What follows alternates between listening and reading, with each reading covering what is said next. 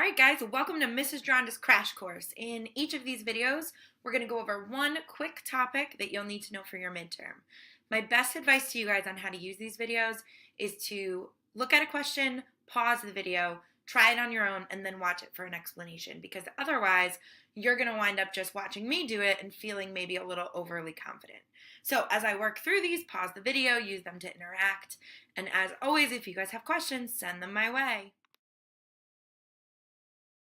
In this video, we're going to talk about simplifying radicals, especially when we're using imaginary numbers. So pause the video, try these, press play when you're ready to check them. All right, so let's look for this first one.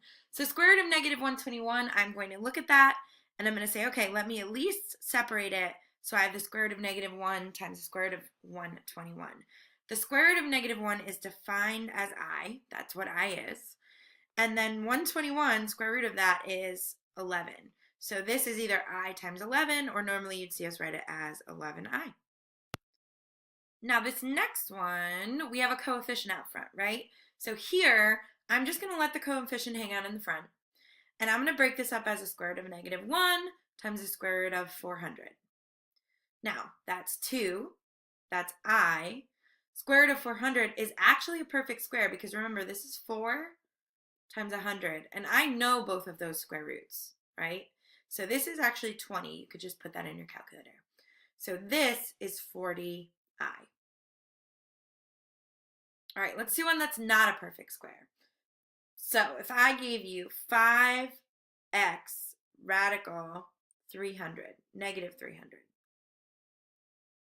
So looking at this, the 5 and the x are just going to stay in the front, right?